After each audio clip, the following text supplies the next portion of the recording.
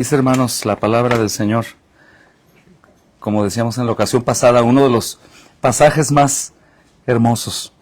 Bueno, puede ser el más hermoso de todos. Y dice, hermanos, el versículo 32, el que no escatimó ni a su propio Hijo, sino que lo entregó por todos nosotros, ¿cómo no nos dará también con Él todas las cosas? ¿Quién acusará a los escogidos de Dios? Dios es el que justifica. ¿Quién es el que condenará? Cristo es el que murió, mas aún también el que resucitó, el que además está a la diestra de Dios, el que también intercede por nosotros. ¿Quién nos separa del amor de Cristo? ¿Tribulación o angustia? ¿Persecución o hambre o desnudez o peligro o espada? Como está escrito, por causa de ti somos muertos todo el tiempo, somos contados como ovejas de matadero. Antes, en todas estas cosas, somos más que vencedores por medio de aquel que nos amó, por lo cual estoy seguro que ni la muerte, ni la vida, ni ángeles, ni principados, ni potestades, ni lo presente, ni lo porvenir, ni lo alto, ni lo profundo, ni ninguna otra cosa creada nos podrá separar del amor de Dios que es en Cristo Jesús, Señor nuestro. Amén. Hermanos, relativamente habíamos terminado ya en la ocasión pasada este pasaje, pero quería detenerme y hacer un tiempo para meditar al menos del versículo 32 al final del capítulo 8. No quisiera terminar, ahí me gustaría quedarme. También, hermanos, creo que es bueno el contexto, como decíamos antes, no recuerdo si la ocasión pasada o la antepasada, acerca del padecimiento del que habla Pablo cuando dice miserable de mí. Y sin duda podemos ver, hermanos, que no está refiriéndose a su vida en miseria por los sufrimientos que todo ser humano padece, como normalmente solemos hacer nosotros, ¿no, hermanos? Como decíamos ayer, tener a Cristo como un ayudador, como un amigo consolador que me abraza cuando estoy en mis sufrimientos. Como las amigas, hermanas, o amigos, sobre todo amigas, suelen hacer eso cuando estás en Cristo o en el mundo y vas con una amiga a que te consuele cuando has tenido un problema con tu esposo. Si es una amiga no creyente, ella te va a dar un tipo de consuelo, pero no es un consuelo que tú en realidad necesitas mostrando tu pecado. Pensaba en eso, hermanos, porque estos pasajes, como vimos en la ocasión pasada, por ejemplo, Romanos 8, 17, 18, 29, cuando habla justamente del padecimiento, y el 29 cuando habla de todas las cosas nos ayudan a bien. Si es el 29 o el 28. El 29, ¿verdad? No, el 28. Dice, y sabemos que a los que aman a Dios, todas las cosas nos ayudan a bien. Y solemos minimizar mucho, hermanos, la expresión bíblica y hablar de esas cosas que el mundo pasa igual que nosotros, cosas que casi siempre es a causa del pecado. De hecho, podría decir que siempre que hay un padecimiento fuera del padecimiento del cristiano ferviente, es una situación pecaminosa. Aunque sufre un ataque, por ejemplo, de alguien, sufre un ataque y el Señor dice qué hacer con la persona que me ofende. El Señor dice que ame al enemigo, que bendiga al que me maldice. Cuando yo empiezo a sufrir a causa de mi orgullo disfrazado de víctima, pues suelo, hermanos, tomar este tipo de pasajes y hacerme yo un mártir y un hombre sufriente cuando no es por el tema que Pablo habla. Y justamente, hermanos, cuando dice en el 28, sabemos que todas las cosas les ayudan a bien a los que conforme a su propósito son llamados. Si te das cuenta, hermanos, en nuestro corazón leemos este texto y casi siempre lo llevamos a el tipo de sufrimiento del que te hablo. Si vemos a una madre con un hijo enfermo, vamos y le decimos, hey, todas las cosas te ayudan a bien. Porque lo aterrizamos en el sufrimiento como si el sufrimiento fuera, hermanos, el mayor enemigo nuestro y por lo cual Cristo murió en la cruz, el sufrimiento común. Y trataba, hermanos, de enseñar cómo es el pecado, el grave problema. El pecado es el problema de todo, hermanos. El pecado es lo que nos hace aún sufrir cuando no deberíamos de sufrir por cosas mínimas, cuando somos llamados a sufrir por Cristo, no por nosotros. Este es el sentido de la carta. Ayer que hablábamos, hermanos, del falso ídolo del Cristo moderno, pensaba en eso. ¿Cuál es el problema? Yo sé que algunos pueden llegar a pensar, bueno, entonces, ¿qué hay del Cristo, amor, misericordia? Es que es el mismo. Es el mismo, hermanos, pero cuando nosotros nos centramos en nosotros mismos, solemos tomar los pasajes de la Biblia para que sea como un mentor humano que me ayude a poder pasar mi dura vida, cuando nada de eso tiene que ver con Cristo. Nada de eso tiene que ver con sufrimientos enteramente cristianos. Por adorarle en verdad, por servirlo, por desgastar mi vida para la expansión de su reino, por servir a los perdidos, por ser herido por ellos.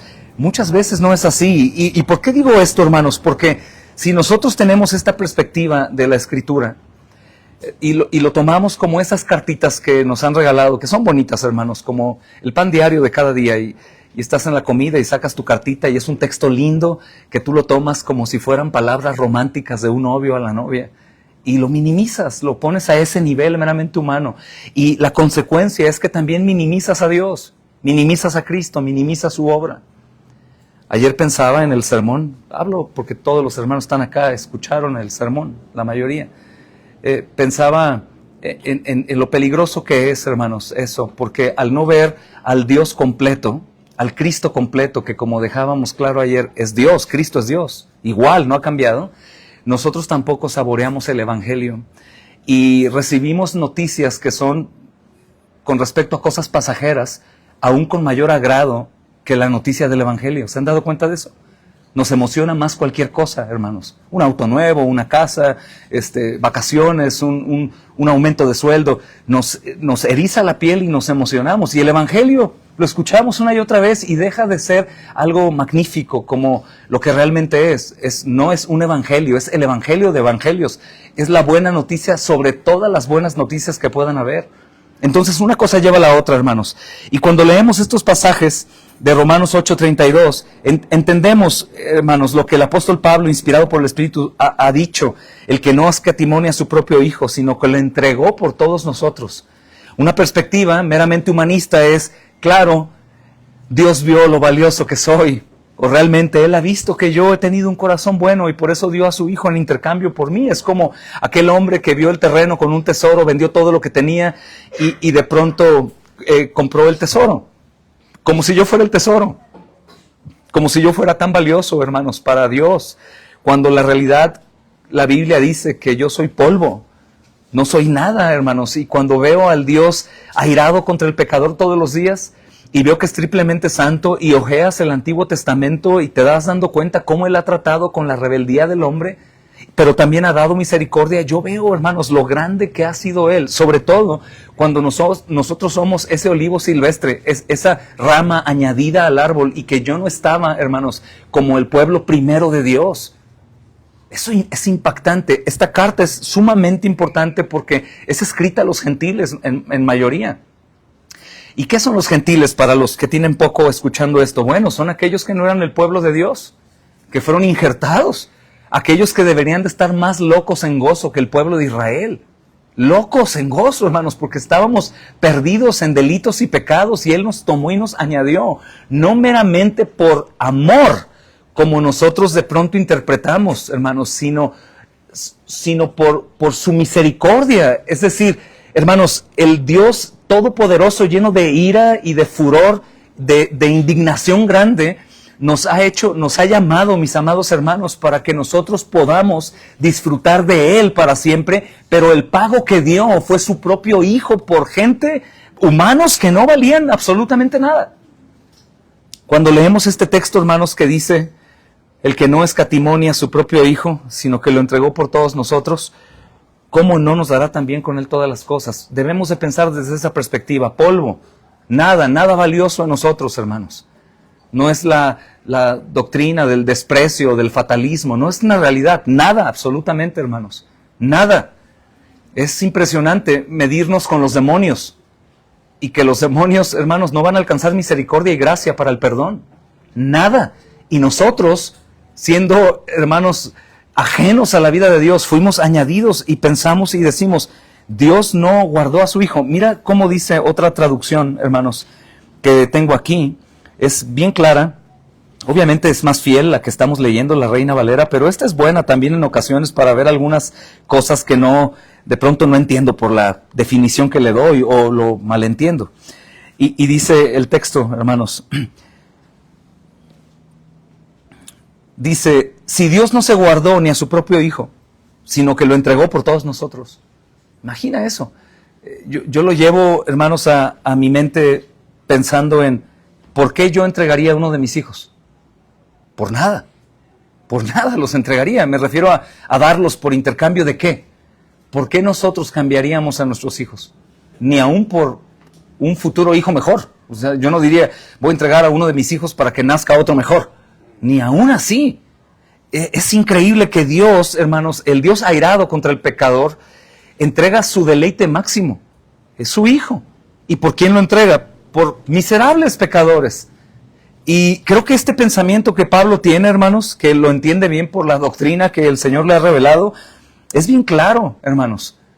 El pensar, si yo no soy nada, no era nada, y Dios entregó lo más valioso del universo, hermanos, de la eternidad misma a su Hijo, quien, como decía mi hermano Alan ayer por el sermón, quien es Dios, y que, hermanos, Él mismo, ¿cómo decías, hermano? Hubo una implosión. Él mismo se castiga Él mismo, por mí. Es el mismo Dios airado que hermanos, Él mismo se revienta con su ira por amor a mí. Es asombroso, hermanos, que de pronto no podemos ver esto y minimizamos la obra y a Cristo y todo lo demás. Ese mismo Dios entrega a su Hijo por mí, no, hermanos, no considerándose a sí mismo, sino lo entrega como si yo fuera algo valioso, como para que Él hiciera el intercambio. Y Pablo dice, por favor reaccionen. Si Dios no guardó a su Hijo, sino que lo entregó por ustedes, ¿por qué dudan que les va a dar cualquier otra cosa? En referencia a la obra, el contexto del apóstol Pablo aquí es la justificación por la fe. Después de haber pasado, hermanos, de la verdad de que no hay manera de poder llegar a Dios, ni poder ser salvo. Y él después de mostrar a Dios como quién es, recordemos, hermanos, el capítulo 1 y capítulo 2, por ejemplo, el capítulo 1 dice que estando endurecidos, Dios los endurece y los entrega a sus lascivias y los arroja al error, con furia, hermanos, con ira. Y de pronto, hermanos, aquí nos dice, ¿sí han entendido lo que es el Evangelio? ¿Han entendido lo que Dios hizo por medio de su Hijo? ¿Han entendido que el mismo Dios Padre aplasta a Dios Hijo en la cruz del Calvario? ¿Lo aniquila ahí por ustedes? ¿Por qué dudas de otra cosa? Sobre todo cuando en el contexto dudamos de la salvación, por ejemplo, o dudamos de su santidad. O como enseñaba ayer, hermanos, dudamos de que Él sea justo, fiel y sin duda no mutable, no cambia. Es ira y es castigador. ¿Por qué dudar del Dios verdadero? ¿Por qué, hermanos, dudar de la salvación que la Biblia me promete cuando yo he creído en el verdadero Cristo?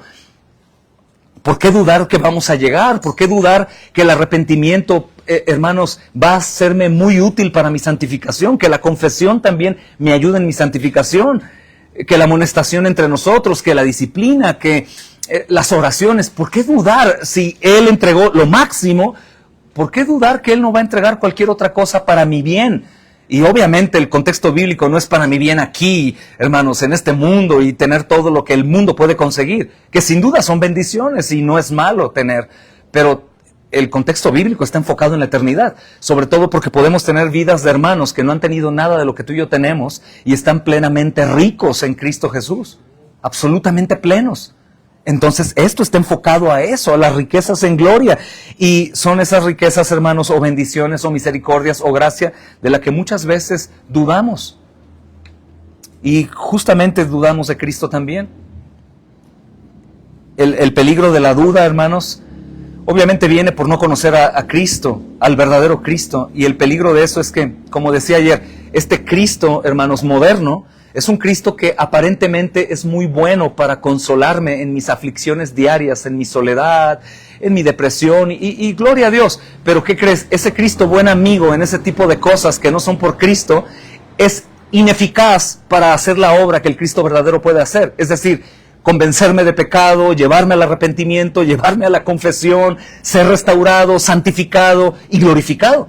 Al momento que ese falso amigo, hermanos, se encuentra en una situación en donde su protegido es vulnerable, él no puede hacer lo que el Cristo verdadero puede hacer. Queda absolutamente, no hace nada, no puede interceder ante el Padre, no puede recibir la ira del Padre, la justicia del Padre en mi lugar. Es un ídolo.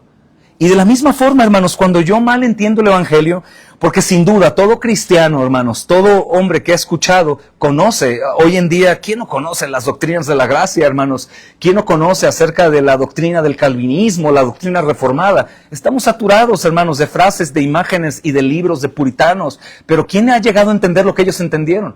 Al punto de tener plena certeza de quién es Dios, de quién es Cristo y la obra perfecta como Él es perfecto que Él ha llevado a cabo. Y es ahí en donde nos detenemos, en donde somos fluctuantes o cobardes, hermanos, o hipócritas, o de pronto perezosos, o apreciamos muy poco, hermanos, el labor que tenemos como embajadores, a las personas que están yendo al infierno todos los días. Todo eso se debe a perder el rumbo de lo que el Evangelio señala. No hay otra, hermanos, no es nuestros defectos, que Dios entiende porque soy un pecador. No, deberíamos de conocer todo, como Juan decía ayer, ¿verdad? Ustedes conocen todas esas cosas.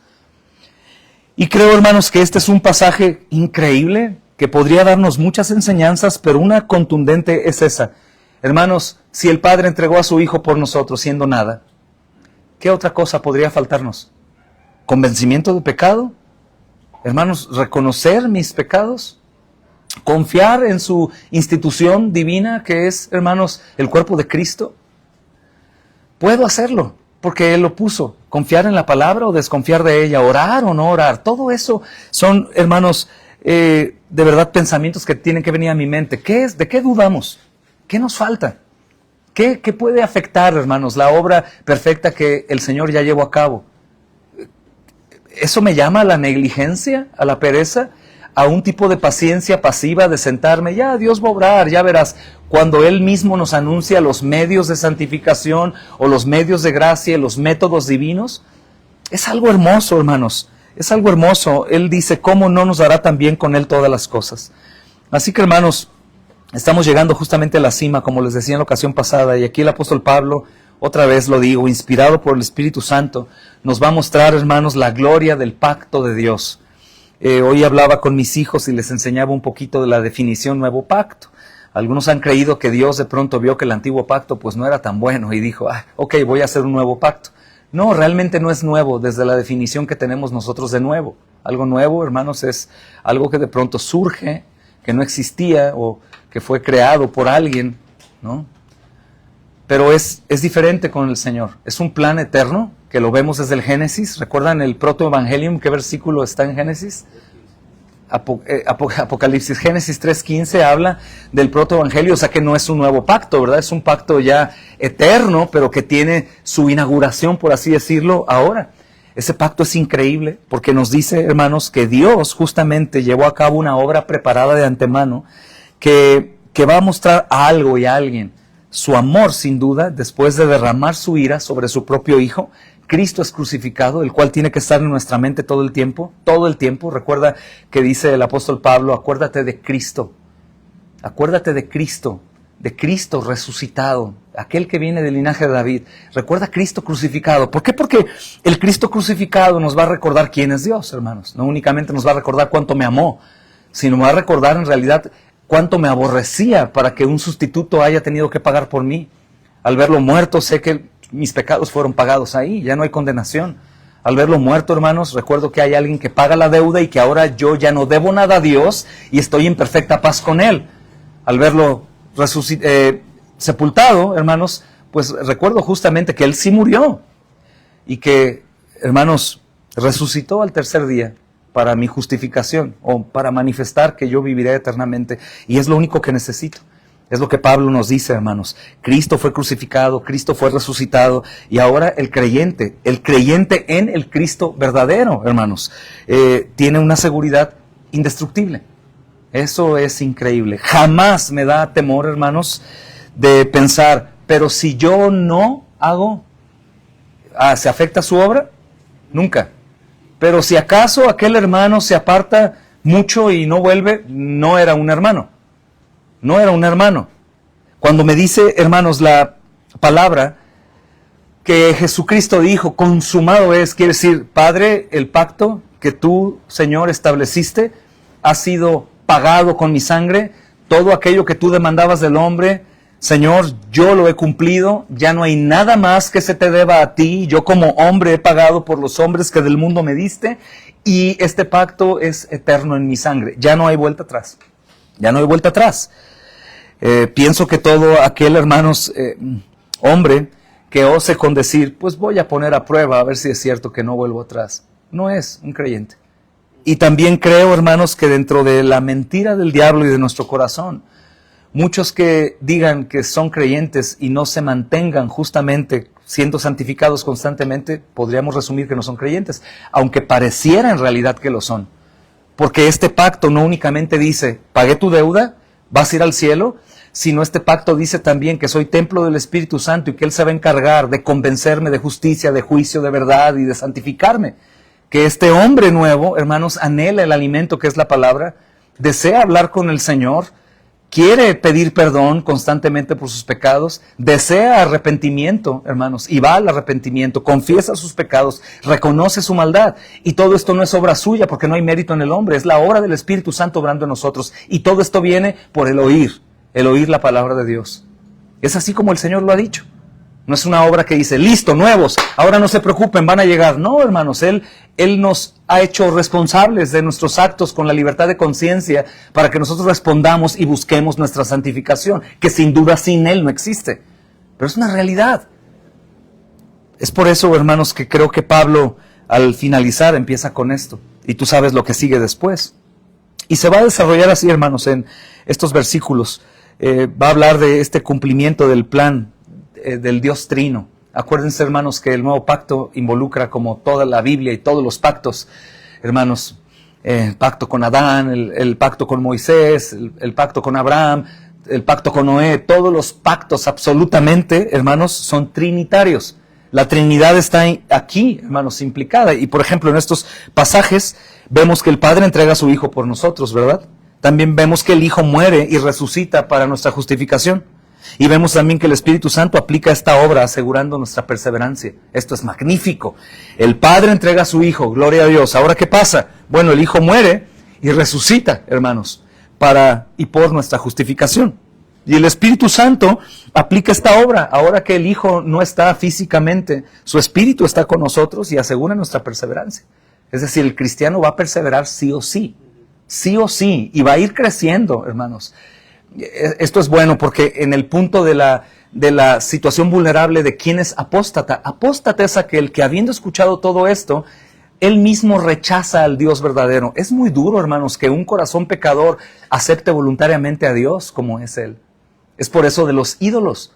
Si ustedes se dan cuenta, todo idólatra hace un Dios a la imagen de ¿quién? De Él, a su conveniencia, hermanos.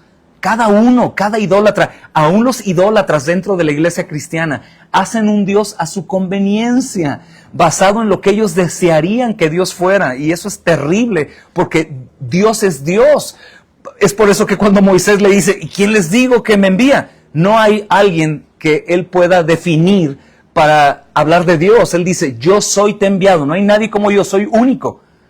Toda imagen de un Dios un poco diferente, hermanos, o sin un atributo, no es Dios. Punto. Y este Dios no hará nada porque no tiene el poder del trino Dios para hacer lo que le plazca. Así que la perseverancia es una característica del salvo. Y escúchame bien, perseverancia aún en arrepentimiento continuo por nuestros pecados. El arrepentimiento, ¿saben cuándo nos va a acompañar, hermanos? Toda nuestra vida. Toda nuestra vida. Porque toda nuestra vida pecaremos. Y toda nuestra vida nos arrepentiremos. ¿Y por qué me arrepentiré? Por la obra del Espíritu Santo en mí. ¿Cómo obra? Por medio de la predicación, cuando soy exhortado y redarguido. Eso me golpea. Hermanos, cuando nosotros sentimos un golpe de la palabra de Dios, yo no puedo discutir con eso. Mira, podemos discutir con el predicador y decir, médico, predícate a ti mismo. Hermano, bueno, quita el predicador. ¿Quién va a predicarte? ¿Quién va a hablar entonces? Quita el profeta. ¿Quién entonces habla? Caramba, seamos sabios. A pesar del animal que está predicándome, es Dios hablándome a través del asno. Y debo de escuchar. Y si soy golpeado con la palabra del Señor, debo de ser sabio y decir, Señor, me ha dolido, hay una herida, estás tratando conmigo, gracias por tu amor. Eso me produce un cambio de mente y actitud que es arrepentimiento. Y no es únicamente un perdón, estoy arrepentido, ahora sí voy a cambiar. No, hermano, porque el arrepentimiento que viene por Dios me hace cambiar. No es un esfuerzo mío. Es maravillosa la obra del Señor. Entonces, Pablo es lo que nos dice, hermanos. El pastor Calvino decía que aquí Pablo se eleva a tal altura que nada puede ser más sublime y más consolador. Él dice con esto, es la obra de Dios.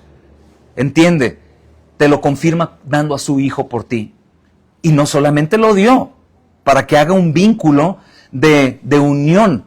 Un vínculo en donde Él pone su mano, nos invita porque no queremos, Él pone la mano en Dios, nos invita y nos une. No, Él tuvo que morir, Él tuvo que pagar, hermanos, tuvo que derramar sangre, como dice la ley.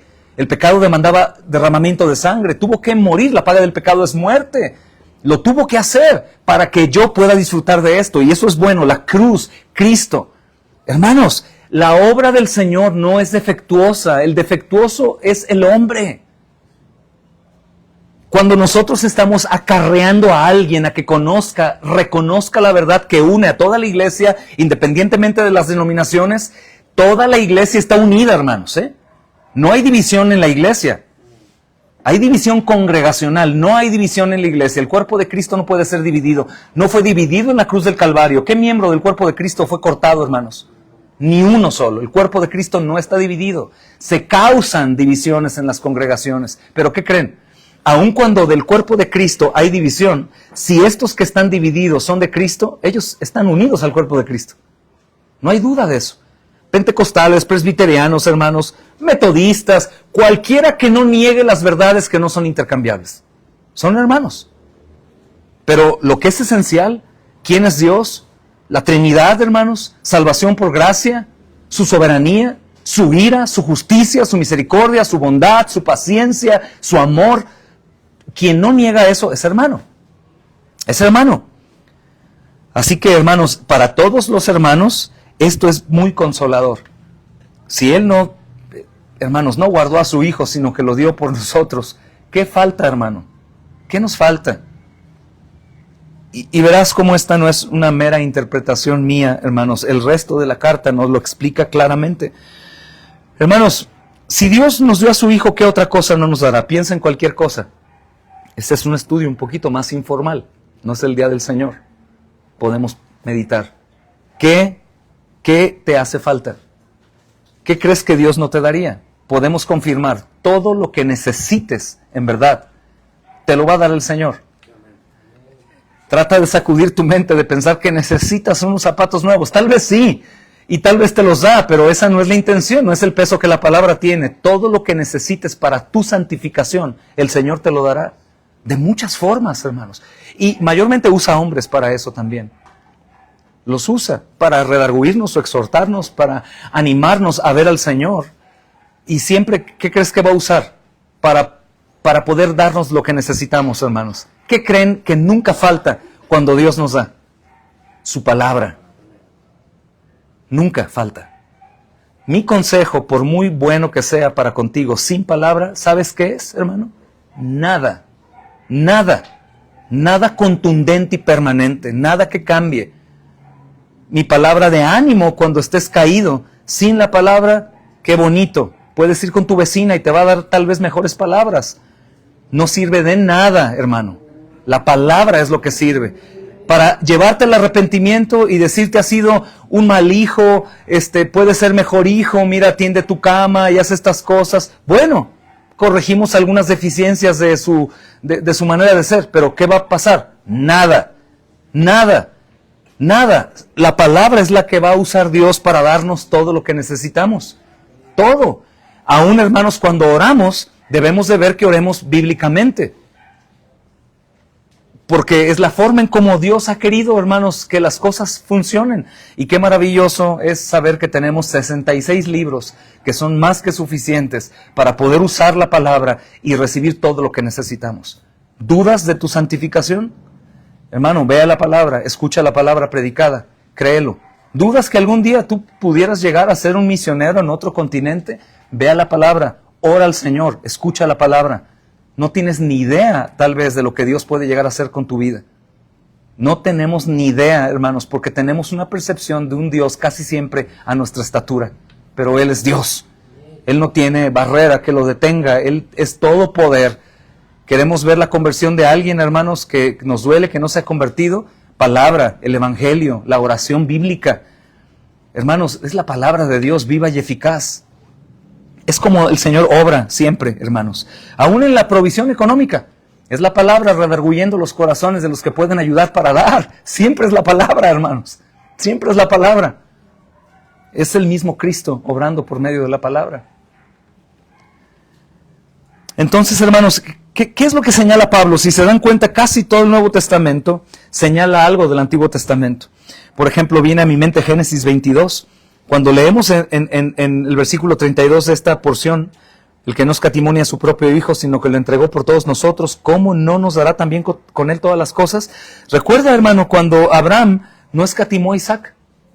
Génesis 22 habla de eso, hermanos, que no escatimó a Isaac. Él tal vez estaba muy triste porque Dios le pidió a su hijo, pero él era obediente, por fe.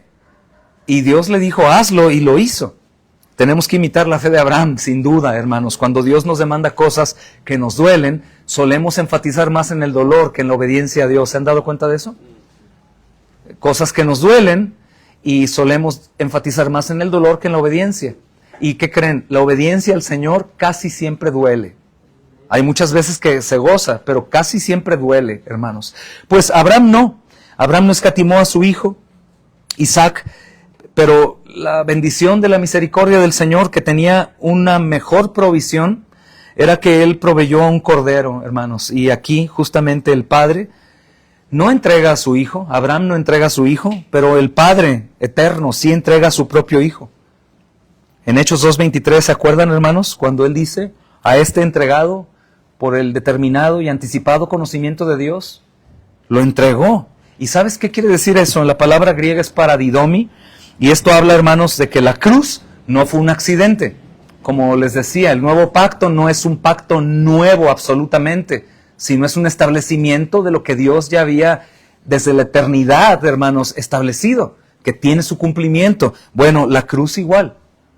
Tal vez no vamos a profundizar en eso, pero hay una pregunta que de pronto hacen algunos de que tal vez, hermanos, piensan un poco más de lo que el Señor quiere que pensemos. Pero ¿qué fue primero, hermanos, en la mente de Dios? ¿La cruz o la caída?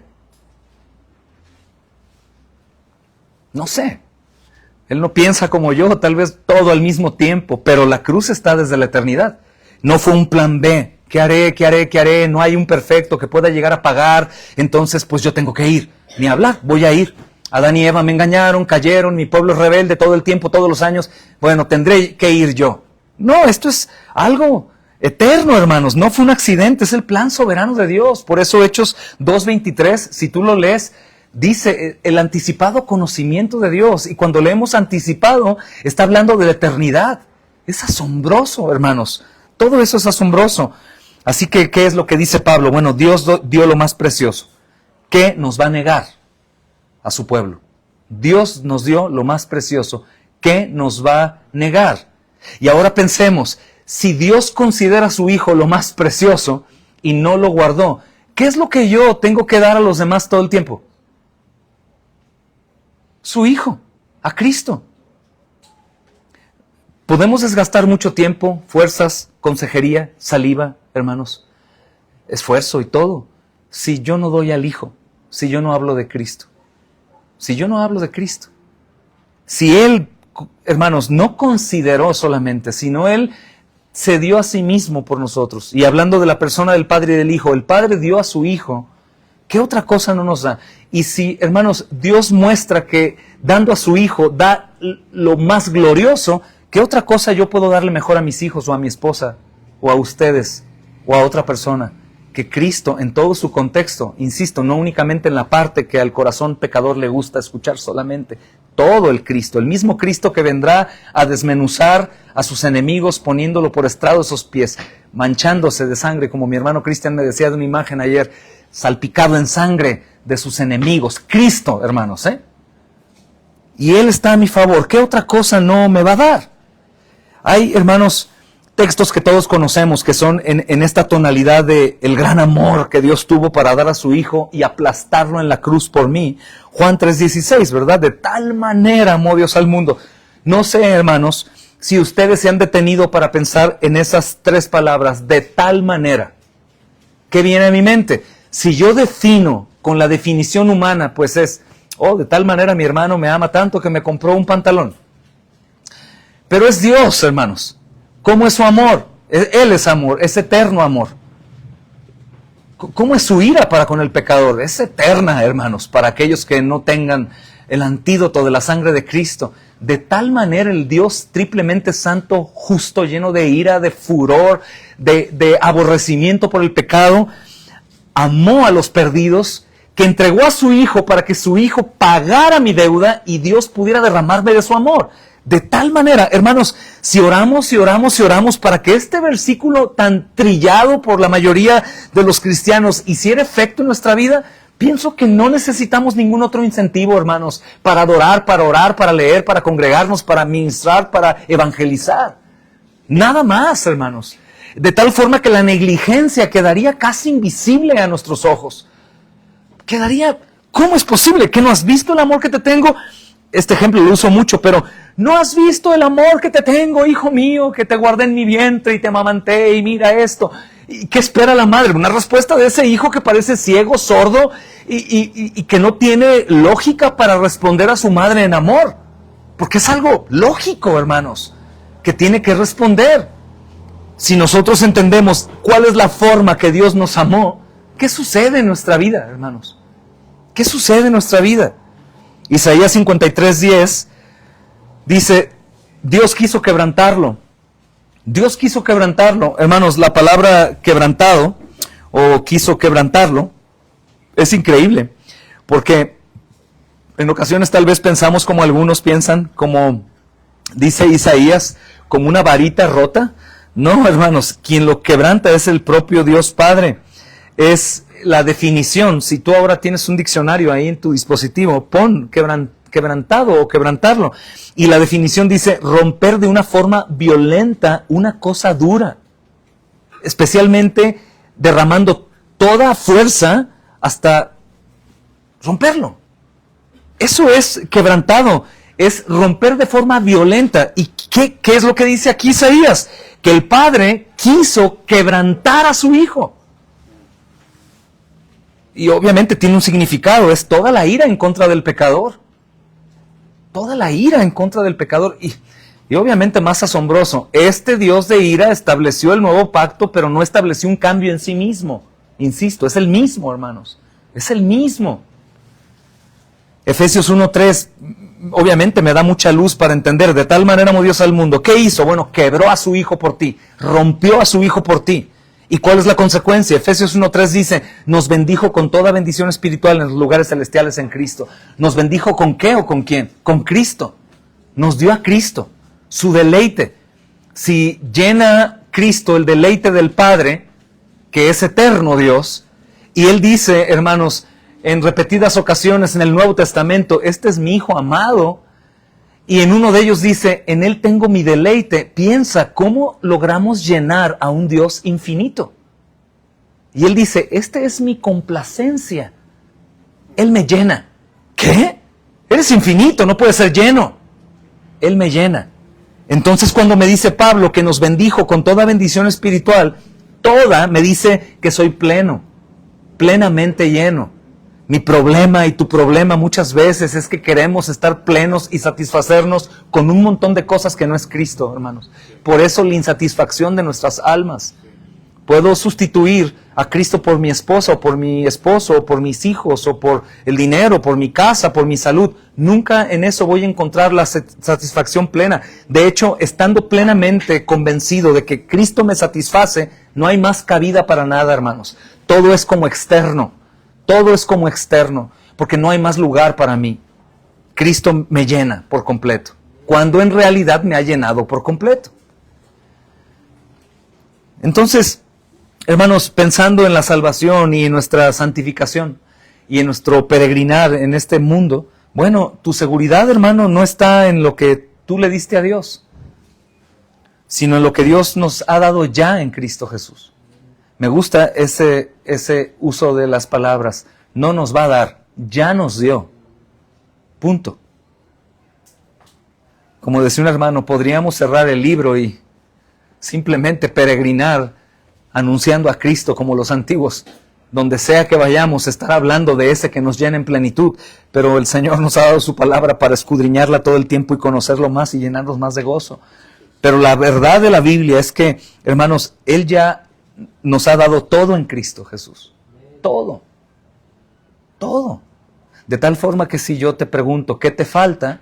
Tu respuesta bíblica debería decir, nada, estoy completo en Cristo. Tristemente no es así, pero tengamos esperanza. El Espíritu Santo hará eso con la palabra, día a día, hermanos, hasta el punto que en realidad confesemos en verdad, no me hace falta nada, estoy pleno en Cristo.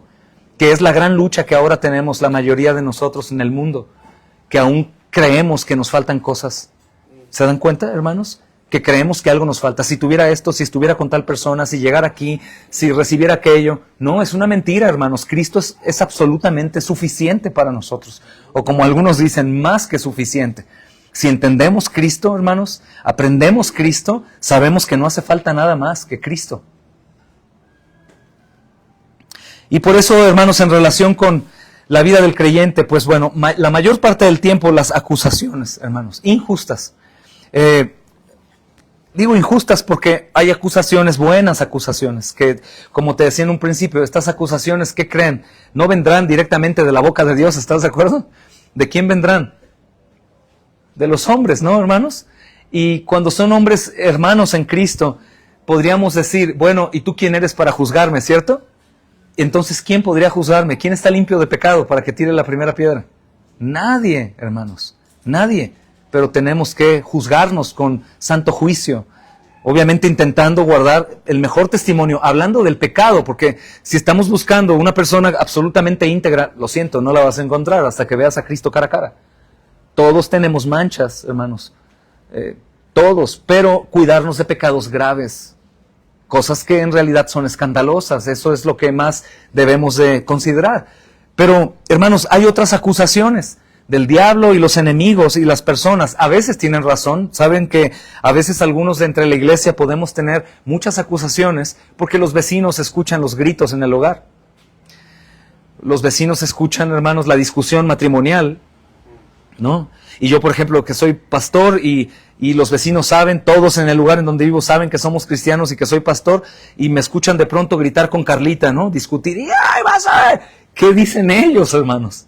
Qué testimonio, qué terrible, qué horrenda cosa, hermanos, que por culpa nuestra no quieran saber de Cristo. Blasfeman su nombre, como dice la palabra. Pero hay otras acusaciones, hermanos, para aquellos que están firmes en la justificación que es por la fe. Y dice, ¿quién acusará a los escogidos de Dios? Dios es el que justifica. Hermanos, como conocemos las cosas por el Espíritu Santo, este texto no dice que cuando tú peques y algún hermano vaya contigo y te diga, hermano, estás en pecado. Sin duda el hermano en pecado, si es sabio, va a decir, hermano, lo recibo. Gloria a Dios. Si es un necio, dirá, pues si quieres, júzgame a mí primero y después yo te juzgo a ti. ¿No? Es un necio, hermano.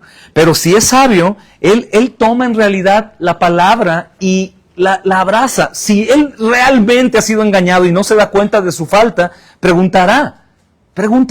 Hermano, mira, he visto esto. Ok, hermano, tienes razón. Mira, la palabra dice esto. Hermano, debes arrepentirte. El Espíritu Santo mora en ti, entonces debes arrepentirte. Debes, hermano, recordar el Evangelio. Pero no hay acusación. Cuando una persona viene a decirte que estás caminando por la senda derecha, por la gracia de Dios, y alguien viene a decirte tantas cosas del pasado, por ejemplo, hermano, o aún de ayer, que ya llevaste a Cristo en arrepentimiento, y que te sigan viendo como ese horrendo que eras antes, hermano, tú ciertamente puedes decir, tienes razón, yo era ese, o aún soy un pecador, pero ¿qué crees? La palabra dice que soy escogido de Dios y que Cristo me ha justificado. Dios me ha justificado por Cristo.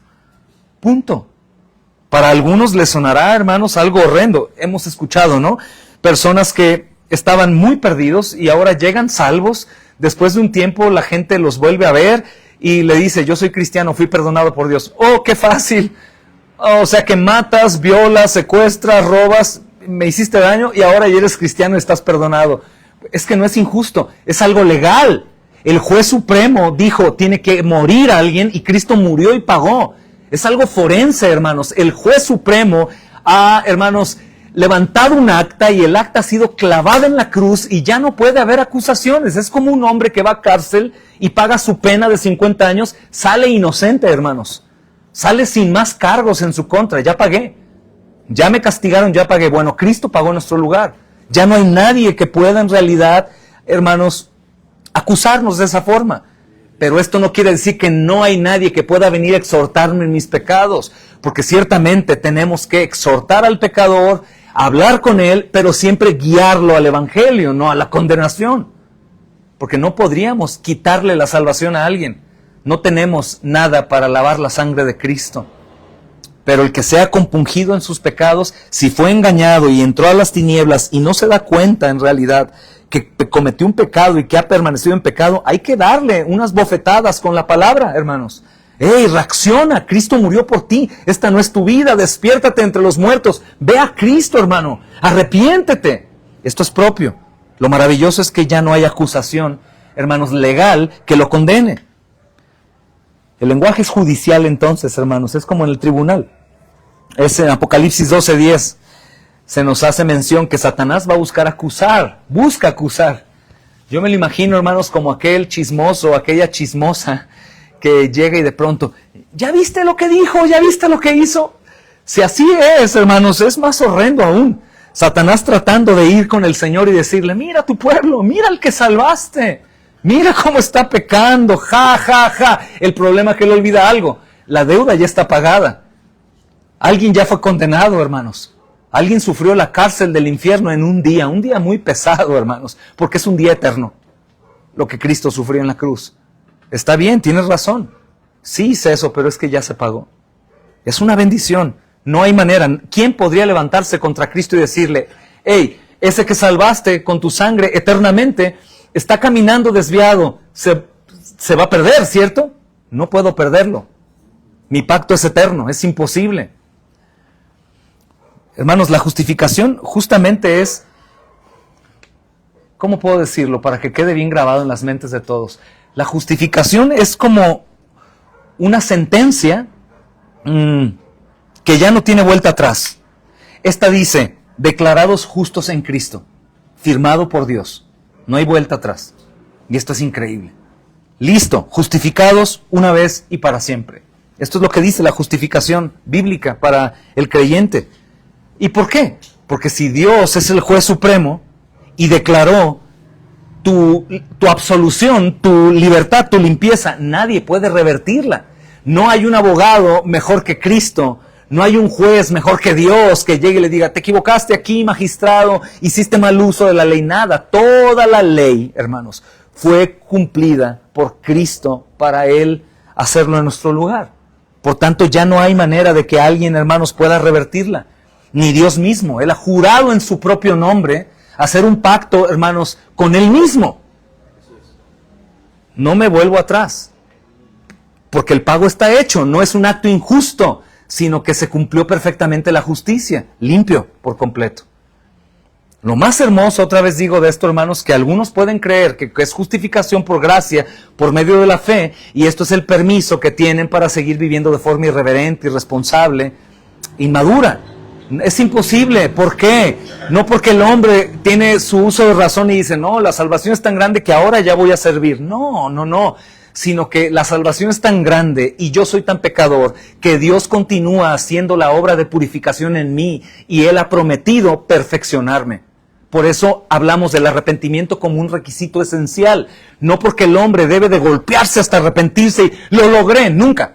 Es porque el Espíritu Santo sí o sí va a producir arrepentimiento en la persona. Ese es el punto. De tal forma que el hombre nunca tenga gloria en la obra. Siempre es Cristo. Pero hermano, la salvación es por el arrepentimiento. Tú lo has enseñado y lo sostengo. Pero la salvación de Cristo incluye arrepentimiento. Y no es del hombre meramente. Aunque el hombre lo lleva a cabo, es obra del Espíritu Santo. Ni un perdido puede arrepentirse genuinamente sin la obra del Espíritu Santo en él. Punto. Por eso exigimos entre nosotros una evidencia de arrepentimiento. Quisiéramos no, insisto, en el Cristo falso, hermanos, en el Evangelio falso, el símil, la réplica, hermanos. que no. No, Dios va a obrar, tranquilos, todos bien, Dios va a obrar. Eso no dice la Biblia, hermanos. La Biblia dice que el hombre tiene que arrepentirse. Y el arrepentimiento viene por el convencimiento de pecado usando las Escrituras. Eso es importante y así lo ha querido Dios. ¿Él lo podría hacer solo, sin arrepentimiento, sin confesión, sin Biblia, sin oración? Sin duda, es soberano. Pero Él soberano ha querido que todos estos medios sean incluidos en su obra. ¿Me doy a entender, hermanos? Y justamente, hermanos, es lo que dice también Isaías en cuanto a esta declaración de limpio de tus pecados, que tanto aborrecen todas las religiones. Todas las religiones. Versículos, hermanos, que hacen un paralelo con esto, Isaías 58 al 9. Cercano está el que me salva. ¿Quién contenderá conmigo? Gloria a Dios. Cercano está el que me salva. ¿Quién contenderá conmigo? ¿Quién me acusará para condenarme? No se refiere a que yo vaya con mi hermano y le diga, hermano, estás caminando, vas a caer, estás en territorio de tentación, salte antes de que caigas. O cuando caigas, hermano, lo siento mucho. Hermano, tienes que arrepentirte. Tú no puedes continuar igual, vas a ir de mal en peor. Esto no dice el texto. Justamente, hermanos, el texto dice que no habrá condenación. Por tanto, toda exhortación será para el bien de la persona, el disfrute de la comunión con el Padre plena, sin estorbos. El capítulo 5, hermanos, de la carta a los Romanos, verso 1, nos recuerda, justificados pues por la fe, tenemos paz. Ese es el hebreo, shalom, es paz de Dios, paz con Dios. Paz de Dios, hermanos. Es lo que dijo el Señor, mi paz les dejo. Imagínate, la paz de Dios, paz con Dios. Segunda a los Corintios 5:21 nos dice el por qué. Al que no conoció pecado, por nosotros lo hizo pecado, para que nosotros fuésemos hechos justicia de Dios en él. Justicia de Dios. Al que no conoció pecado, lo hizo pecado. ¿Te das cuenta la salvación y el amor de Dios? Hizo pecado a su Hijo. No solamente, hermanos, nos perdonó con el amor que yo perdono a mi Hijo injustamente. Justamente lo hizo pecado para castigar nuestros pecados en Él. Entonces, hermanos, escuchemos las exhortaciones por nuestra conducta pecaminosa. Escuchemos, hermanos, recibamos con gozo la exhortación y la amonestación. Pero lo que no debes de escuchar son las acusaciones del diablo y de los enemigos de Cristo, ni de tu propia conciencia cuando te meten temor. El problema, hermanos, de tener un evangelio y un Cristo diferente es que, como dije al principio, ese Cristo es muy bueno para abrazarte en tu negligencia, para consolarte como la amiga impía consuela a la amiga cristiana, ¿no? Pero este Cristo no puede quitar la condenación.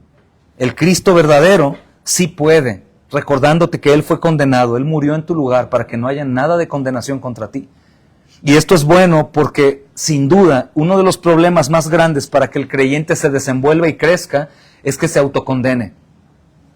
No merezco nada, hermano, es mucho mejor eso, claro, que aquel que dice, no, todo bien, yo estoy perfecto, júzgate tú. Ese es más preocupante, pero el creyente se duele y se olvida el evangelio, se va a autocondenar.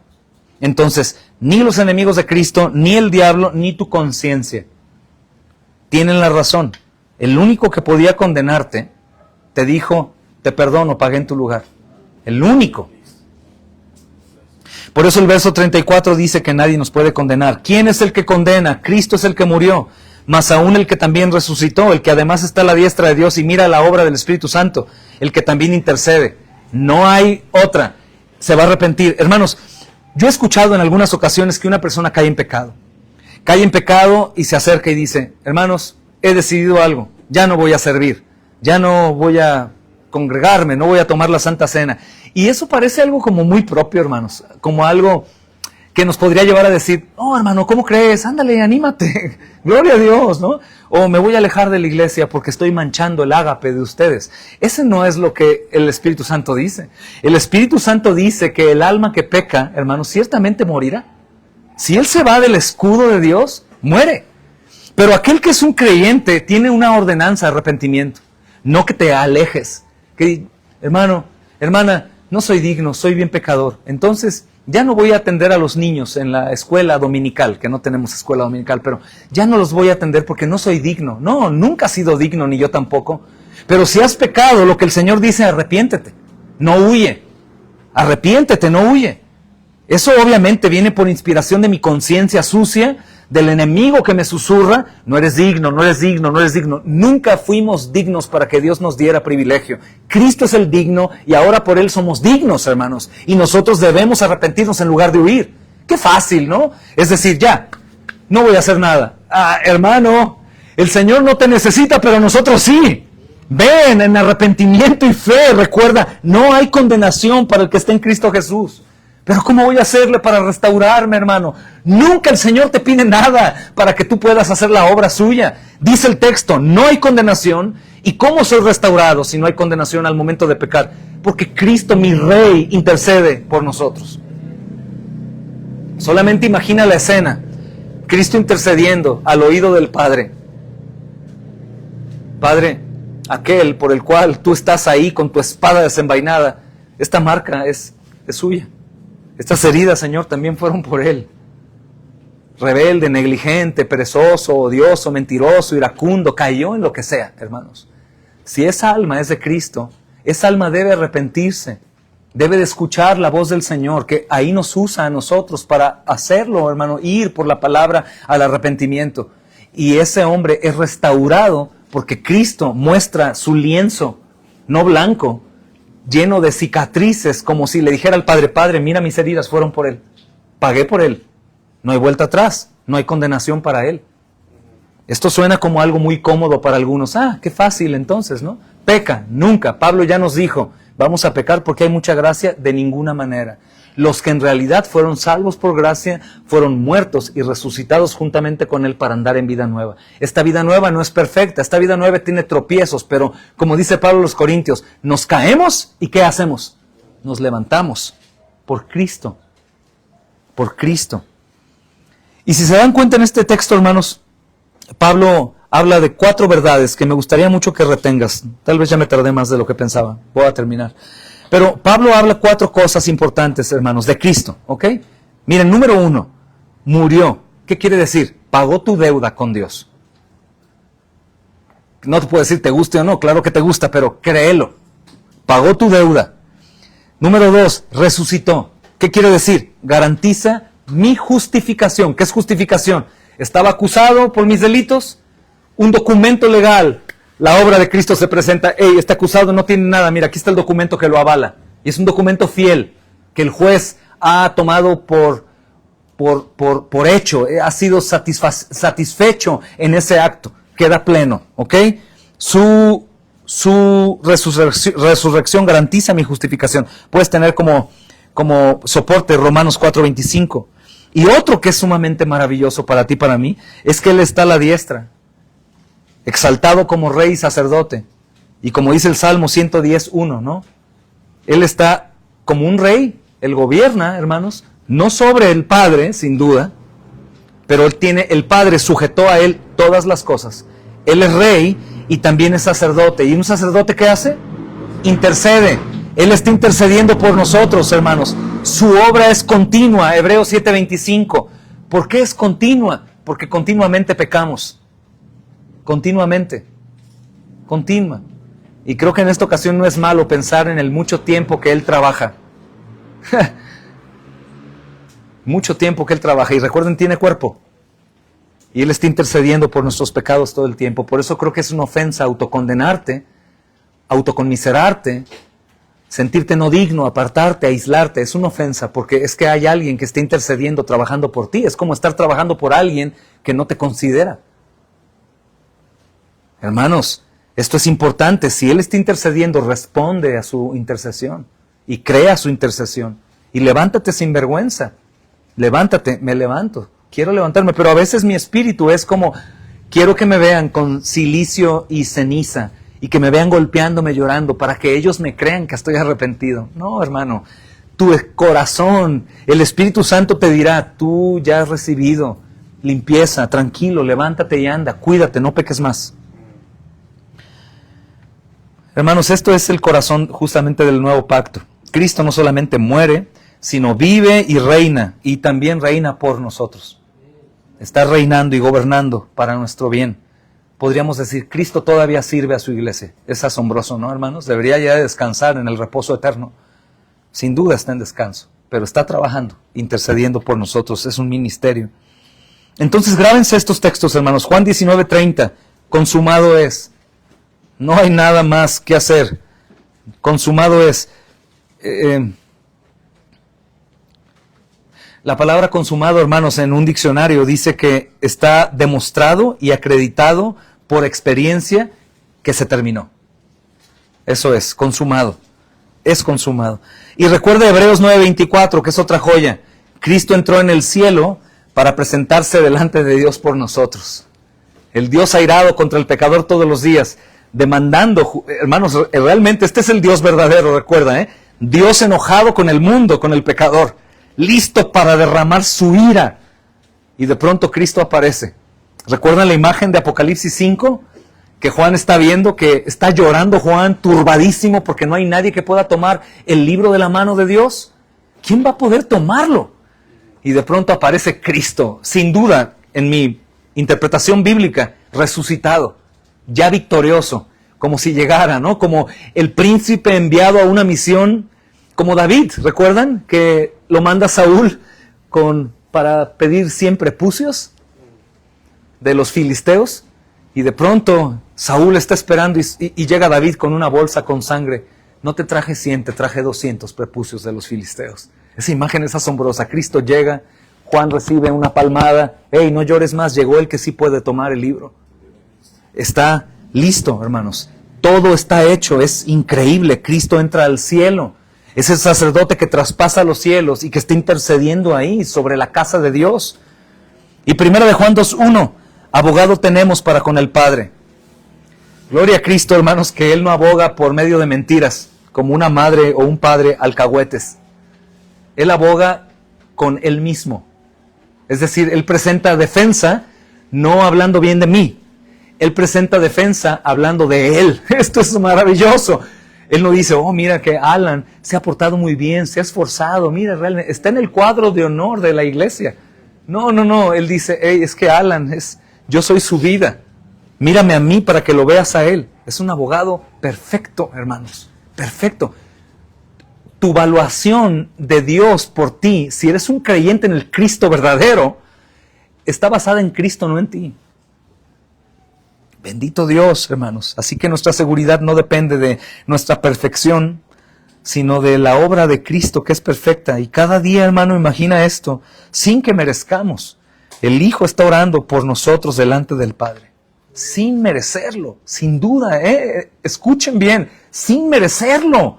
Cristo está orando todo el tiempo, intercediendo por nosotros delante del Dios soberano, sin que se lo pidas. Esto es maravilloso. Hermanos, voy a dejar los versos 35 al 39 para después. Se puso amarilla mi pantalla y ya guarda silencio por hoy. Vamos a orar, hermanos. Padre, en el nombre de Cristo, te agradecemos, Señor, recordarnos tu evangelio. Todas estas cosas maravillosas, Señor. Trata con nuestros corazones, convéncenos de esta magnífica verdad, Señor. Y de esa forma, sin duda, Señor, si tú tocas nuestro corazón, nuestra gratitud de adoración, Señor, será evidente. Evidente, Señor. Ayúdanos a contemplar tu evangelio como la noticia más gloriosa e incomparable, Señor. No solo la noticia de noticias, sino la gran noticia, Señor. La mejor de todas, amado Señor. Ayúdanos, mi Dios, a ver y vivir a la luz de esa realidad. Y de esa forma, Señor, huir de la miseria. Huir, Señor amado, de ese pensamiento, Señor, de abandonados, de tristes, de dejados. Señor, porque aunque padeciéramos por alguna cosa que otros nos infringen, Señor, o que padecemos, Señor, por las cosas que el mundo sufre, Señor, ¿qué hijo tuyo, entendiendo la obra de Cristo, podría llorar por mucho tiempo como el mundo llora, Señor? ¿Qué nos faltaría para tener esperanza y gozo? ¿Cómo no, Señor, estaríamos llenos de alegría día con día, queriendo que otros conozcan, Señor, de tu Cristo precioso? Ayúdanos a enfocarnos en lo eterno, a ver, Señor, a Cristo crucificado y resucitado y vivir en consecuencia, a confiar en tu palabra, no en la nuestra, en tu pensamiento y no el nuestro, Señor, a interpretar la palabra con la misma palabra, Señor. líbranos del maligno, líbranos de la tentación, que sin duda, si no, Señor, nos libras de la tentación, pecaremos. Bendícenos, Señor, hoy, y gracias por tu palabra. Oramos en Cristo Jesús. Amén y amén. Que la gracia y la paz del Señor sea con todos, amados hermanos.